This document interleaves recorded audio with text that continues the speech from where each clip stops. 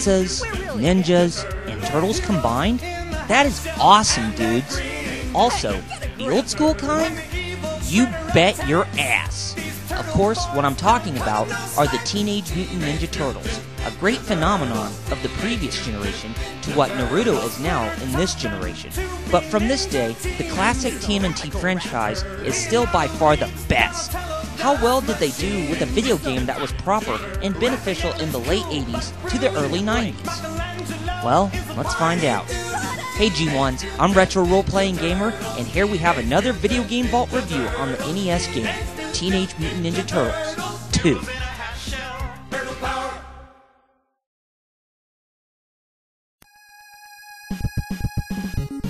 In the early 80s, two comic book artists by the name of Peter Laird and Kevin Eastman were trying to come up with a new comic book. They created a single turtle wearing a bandana, belt, elbow pads, knee pads, and equipped with a ninjutsu blade. One of them dubbed a Ninja Turtle, while the other dubbed it a Teenage Mutant Ninja Turtle, and thus a classic was born. In the beginning, short comic strips were being published that had the TMNT doing awesome stuff, from beating down a foot soldier to munching down on some tasty pizza pies. It was a huge hit, and people were wanting more and more than just a comic. In 1987, we were given the first glimpse of a TV series that would be successful for a 10-year ongoing cartoon. At that time, Teenage Mutant Ninja Turtles were at the height of their popularity, and we were introduced to many memorable characters and villains that would remain in our hearts until this day. Leonardo, Michelangelo, Donatello, Raphael, Splinter, April O'Neil, Casey Jones, Shredder, Bebop, Rocksteady, Krang, Baxter Stockman, and so many other heroes and villains would become icons that would streamline into pop culture. Many kids, such as myself back then, couldn't even get enough of them. The Ninja Turtles were that awesome, and we wanted even more. In response, we were given a huge amount of merchandise, a huge streamline of action figures, movies, and even video games. In 1989, Konami's third-party subsidiary called Ultra Games released the first TMNT game on the NES, and it sold extremely well. Personally, I thought it was fair, and it wasn't as great as the sequels that were yet to come. In 1990, we were given the first proper TMNT game, in a genre that would fit in the NES library, beat 'em ups. It was a port of the arcade version, but it had 2 more levels than the original. You had control of one of the 4 turtles, and it was a breath of fresh air aside from its weak predecessor.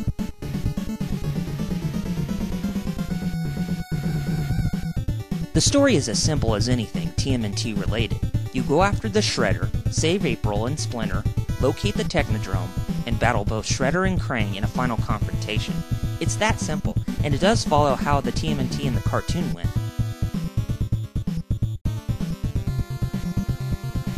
Overall, the design is that of a side-scrolling beat-em-up, but there isn't that much that evolves in the game design, except there is a section where you ride on a skateboard and fight against the Foot Clan on a freeway. Now that's epic. Any beat-em-up is simple as an adventure or an RPG. You go to the end of a stage, defeat a boss, and advance to the next level. Damage varied from time to time, and you would tend to lose more units of life against the level's boss. You can also collect pieces slices along the way to restore your health. There are a total of 10 levels consisting of 7 scenes.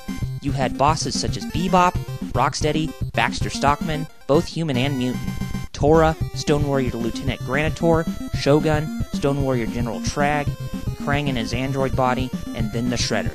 Enemies mostly consist of the foot soldiers, Mousers, roadkill Rodneys, robots disguised as snowmen, foot soldiers and choppers, flippers, the flying mechanical mosquitoes, and so much more.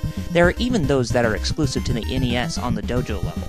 Overall, there are plenty of bosses and enemies to fight, and the levels are long enough to keep you entertained for challenge.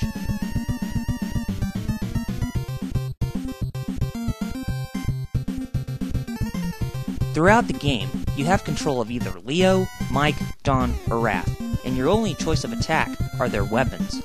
The controls are pretty basic. You move around with the D-pad, hitting the B button attacks, and hitting the A button jumps.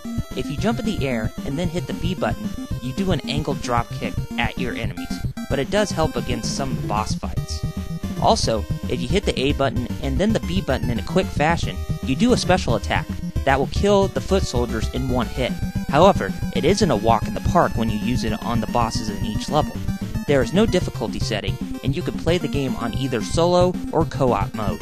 Co-op mode has more enemies and more traps to go through, but it does make the game become so much fun when you play it with another player.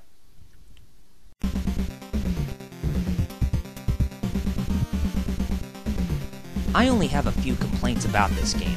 The first and most important complaint about the game is within the fighting system.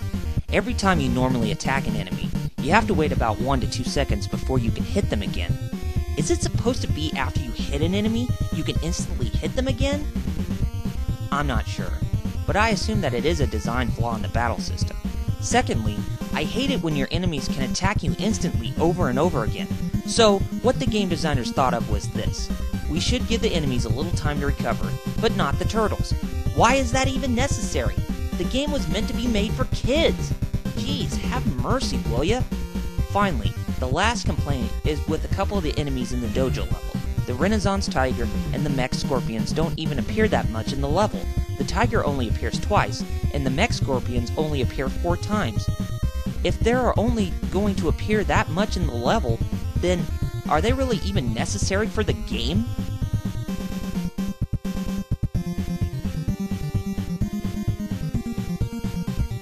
What I did like about this game is the fact that you can play any of the Ninja Turtles. How awesome can that be? Also, you beat up so many foot soldiers, like in the cartoon. I mean, there are so many good things that stay true to the cartoon tradition for regular enemies. Even the one death blow against the foot is extremely helpful, and it does act as your most trusted companion. Most trusted move to easily progress through the level. There are so many other great things, and it would be just hard to name them all.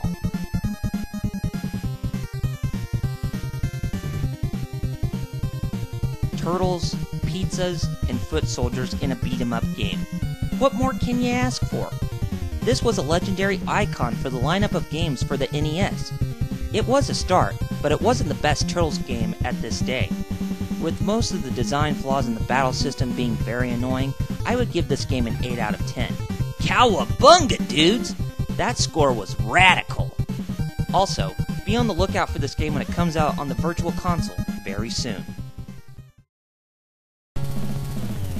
Great game, huh? Well, don't excite yourself just yet, G1s.